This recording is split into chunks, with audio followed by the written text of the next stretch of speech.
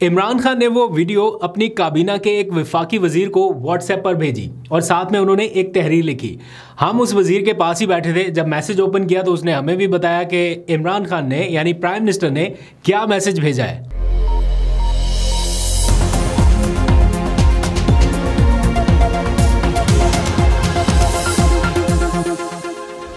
बिस्मिल्लाहिर्रहमानिर्रहीम, अस्सलाम वालेकुम। पाकिस्तान और दुनिया भर में देखने और सुनने वालों को अब्दुल कादिर का सलाम।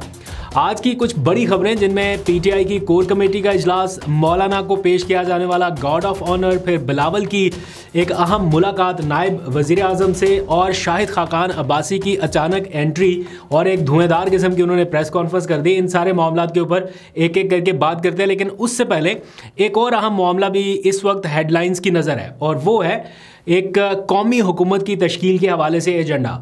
इसके ऊपर बहुत सारे लोग अचानक से बातें करना शुरू हो गए हैं और इस वक्त जो माहौल बनता जा रहा है, ऐसा लग रहा है कि हो भी कुछ नहीं रहा, लेकिन एक पूरा नैरेटिव, एक पूरा बयानिया जो है वो इस तरह का बनाया जा रहा है कि एक तरफ इमरान खान ने मुज़ाकरात की बात शुरू कर दी, साथ ही हुकूमत के ख़िलाफ़ कुछ बयानात का सिलसिला, और साथ ही ये बताया जा रहा है कि कोई कौमी हुकूमत जो है वो तश्कील पाने वाली है या पा सकती है।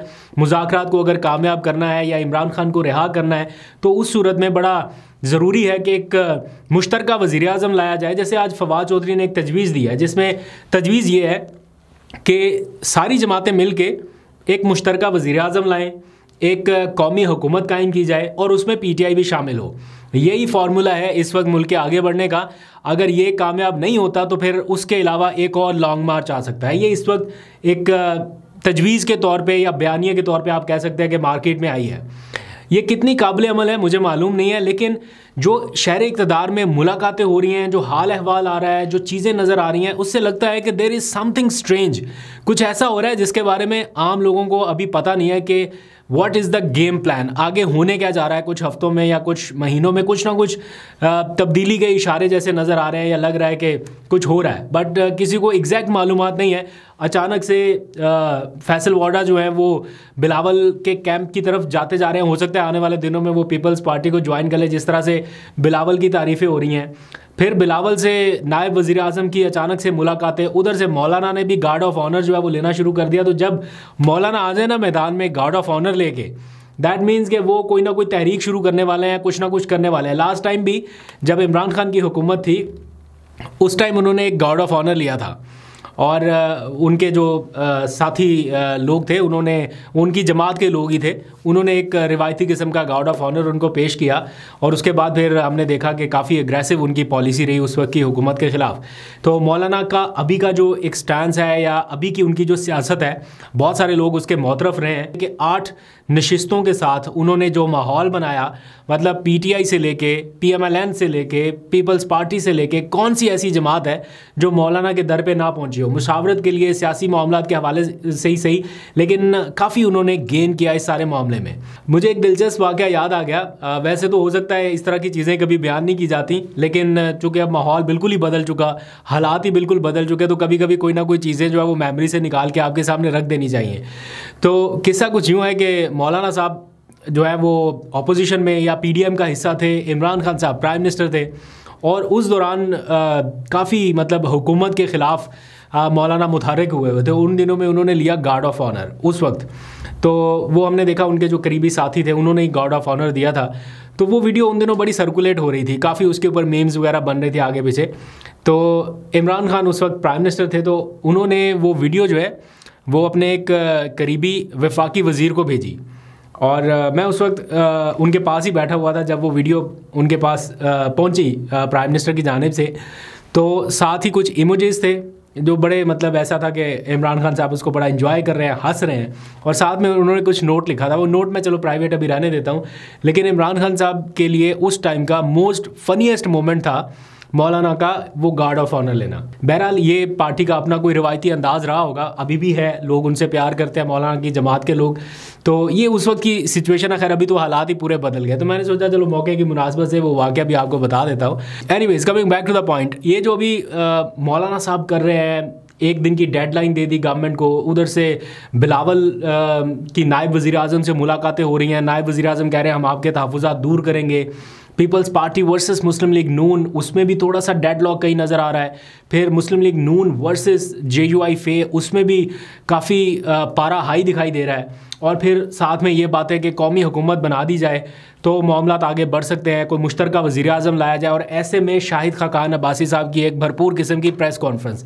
तो माहौल कहाँ जा रहा है, कैसे जा रहा है, ये डॉट्स कनेक्ट करेंगे तो आपको शायद कुछ पिक्चर क्लियर हो, लेकिन अभी बहुत सारे अभाम है, इसलिए अभी किसी नतीजे पर नहीं पहुँचते। लेकिन ओवरऑल ये ज़रा सियासी मंजरनामा है। लेट्स सपोज के फवाद चौधरी साहब जो तजवीज़ दे रहे हैं वो कुछ हलकों की जानिब से काबिल कबूल अगर हो या कोई वे फॉरवर्ड हो, तो क्या इस सूरत में PTI को कौमी हुकूमत में शामिल होना चाहिए या इमरान खान साहब ग्रीन सिग्नल देंगे? आपको क्या लगता है, क्या ऐसा मुमकिन है, ऐसा हो सकता है? इमरान खान ने साल 1.5 साल तक जेल काट ली है और इस हुकूमत को तस्लीम नहीं किया, तो क्या चेहरा बदलने से इमरान खान मान जाएंगे कि चलें हमारा मैंडेट जो गया वो गया? मुझे थोड़ा सा मुश्किल लगता है, क्योंकि उनके पास जिस तरह की प्लानिंग हो रहा है, जो वो अभी कार्ड्स खेलने की तरफ जा रहे हैं, वो तो कोई और ही कहानी बयान कर रहे हैं। उसके ऊपर भी आता हूँ, अभी कोर कमेटी के इजलास में उसके ऊपर भी चीज़ें डिस्कस हुई हैं। लेकिन अगर ये नहीं होता या कौमी हुकूमत नहीं बनती, तो फिर कहा जा रहा है कि एक लॉन्ग मार्च और होगा। दैट मीन्स कि जो फाइनल कॉल वाला सारा मामला था, क्या ये फिर फाइनल राउंड नहीं था, अभी सुपर ओवर बाकी है। तो कहा जा रहा है कि एक और होगा। अभी आज अली अमीन गंडापुर का मैं कहीं पे स्टेटमेंट सुन रहा था, वो कह रहे थे कि हम फिर आएंगे। तो वो किसी ने एग्जाम्पल दी उनसे कि महमूद गजनवी के हवाले से गालबन कोई इशारा किया, तो उन्होंने कहा कि हम दोबारा से आएंगे। 17 हमले उन्होंने किए थे, अभी हमारे 4 पूरे हो गए हैं, तो हम फिर से एक बार आएंगे और बार बार आएंगे जब तक ये, उससे पहले ही वो कह रहे हैं कि हुकूमत चली जाएगी। तो ऐसा लग रहा है कि KP साइड एक बार फिर ये सिग्नल दे रही है कि मुज़ाकरात की तरफ आना है, अदरवाइज़ चीज़ें जो है वो फिर उसी तरफ जाएंगी जहाँ पर आपने कहा था कि अभी रोके, कुछ करते हैं। तो उस तक जाने से पहले एक चीज़ टेबल के ऊपर है, संजीदा माहौल है, बातचीत का इशारा है इमरान खान की तरफ से। पूरा पार्टी को ये जो कमेटी कायम की गई है, उनके पास ये मैंडेट है कि आप बातचीत करें। तो अब अगर हुकूमत देर करती है तो मेरा ख्याल है फिर ये गिला इमरान खान साहब से नहीं बन सकता कि आप बातचीत के लिए तैयार नहीं है। जो राना सनाउल्लाह साहब अक्सर कहते हैं ना कि हम बात करना चाहते हैं, ये नहीं करना चाहते। अब तो कमेटी कायम होगी, तो मेरा ख्याल है हुकूमत को आगे बढ़ना चाहिए। जैसे ही ये बयान आया अली अमीन गंडापुर की जानिब से, उसके कुछ ही देर बाद एक और ख़बर भी आई कि GHQ हमला केस में अली अमीन गंडापुर समेत को 25 के करीब जो रहनुमा है PTI के या मुलजमान हैं ओवरऑल, उनके नाकाबिल ज़मानत वारंट गिरफ्तारी जारी हो गए। वैसे वो आज राना सनाउल्लाह साहब के भी जारी हुए हैं नाकाबिल ज़मानत वारंट गिरफ्तारी, ये किसी गुजरावाला की अदालत के हैं। तो ये पहले भी ऐसे ही हुआ था। इमरान खान के जो नाकाबिल ज़मानत वारंट गिरफ्तारी थे, उसके ऊपर ज़मान पाक में क्या माहौल था, वर्सेस राना सनाउल्लाह साहब के एक बार नाकाबिल ज़मानत वारंट गिरफ्तारी जारी हुए तो उस वक्त क्या माहौल था। दोनों बिल्कुल डिफरेंट स्टोरीज आपको बताएंगे। तो अभी भी क्या वैसा ही होने वाला है, आपको अपडेट करता रहूँगा। अब आ जाइए, पाकिस्तान तहरीक इंसाफ की कोर कमेटी का इजलास अब से कुछ देर पहले हुआ और सोशल मीडिया पर मैं देख रहा हूँ कुछ खबरें गर्दिश कर रही हैं कि सिविल नाफरमानी के हवाले से पार्टी के अंदर कुछ इख्तलाफात हैं। कुछ लोग कह रहे हैं कि जनाब अभी ना शुरू की जाए, इस हवाले से बानी PTI से डिस्कस किया जाए। For example social media reports में अली मोहम्मद खान का जिक्र आ रहा है कि उन्होंने पार्टी से ये कहा है कि अभी इसके ऊपर डिस्कशन ना की जाए। मैंने अली मोहम्मद खान साहब से पूछा कि क्या ये बात हुई है, उन्होंने इसकी तस्दीक या तरदीद करने से इनकार किया और उन्होंने कहा कि ये पार्टी का अंदर का मामला है, तो इसके ऊपर हम बाहर बात नहीं करेंगे। उन्होंने क्लियरली नो कह दिया। साथ ही कुछ खबरें ये भी गर्दिश कर रही हैं कि इस मामले पर कोई सब कमेटी कायम की गई है। तो मैंने पार्टी के जो चेयरमैन है बैरिस्टर गौहर, उनसे रब्ता किया, उनसे पूछा कि क्या कोई सब कमेटी कायम की गई है सिविल नाफरमानी की कॉल के हवाले से कि अभी पार्टी में कोई डिसाइड नहीं हो पा रहा। तो उन्होंने कहा कि ये फेक न्यूज़ है।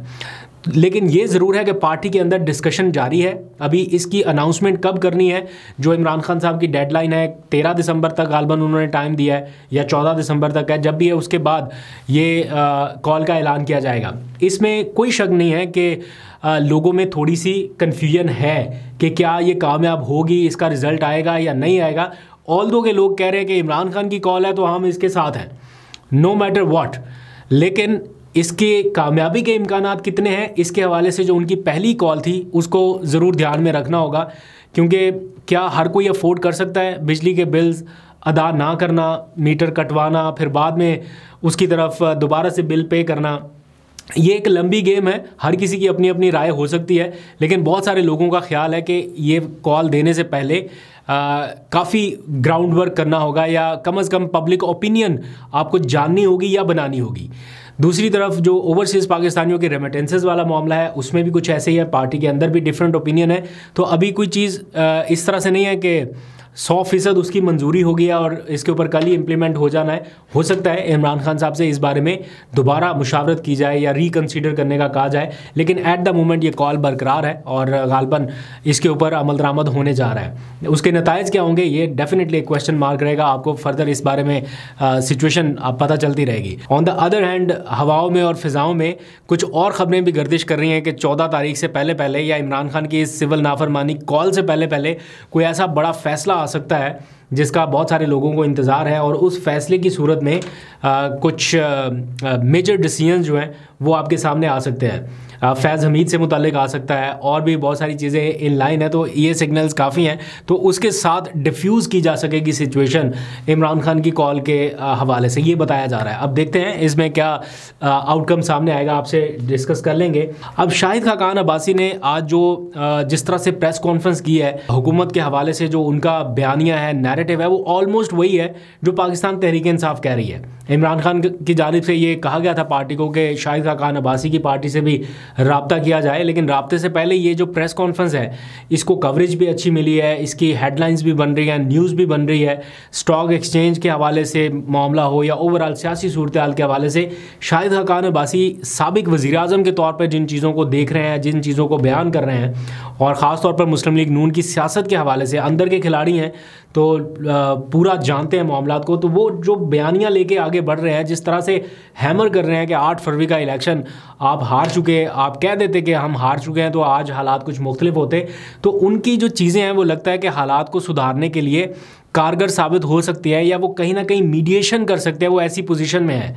तो उन्हें मसाइल तो वो सामने रख रहे हैं, लेकिन उनका हल क्या है ये अभी बताने से वो कासिर है। जो मसाइल वो बता रहे हैं सबको पता है कि मईशत के हवाले से या सियासी मामलात के हवाले से या मुस्लिम लीग नून के सियासी मामलात के हवाले से, लेकिन इनको एड्रेस कैसे करना है उसके बारे में कुछ ना कुछ बताना पड़ेगा।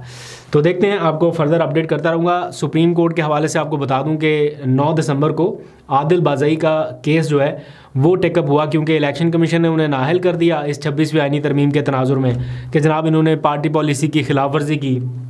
आदिल बाज़ई के साथ जो कुछ हुआ वो एक पूरी स्टोरी है, आपको पता है कोयटा में उनके प्लाजों के साथ क्या हुआ एक 26वीं आईनी तरमीम के दौरान। तो इलेक्शन कमीशन ने उन्हें डीसीट किया। इस फैसले के ख़िलाफ़ उन्होंने सुप्रीम कोर्ट से रजू करते हुए जल्दी समाअत करने की दरख्वास्त की थी, जो मंजूर कर ली गई है। और अब 9 दिसंबर को मंसूर अली शाह साहब की सरबराही में 3 रुकनी बेंच इस केस की समाअत करेगा। जल्दी समाअत मंजूर तो हो गई है, इसका फैसला भी जल्दी आ जाए तो सिचुएशन और क्लियर हो जाएगी। और फिर 10 दिसंबर से आपको पता है कि कौमी असम्बली का धुआंधार किस्म का इजलास शुरू होने वाला है, उस पर सबकी नज़रें होंगी। आपको अपडेट करता रहूँगा। अभी तक के लिए इतना ही, बहुत सा ख्याल रखिए। अल्लाह हाफिज़।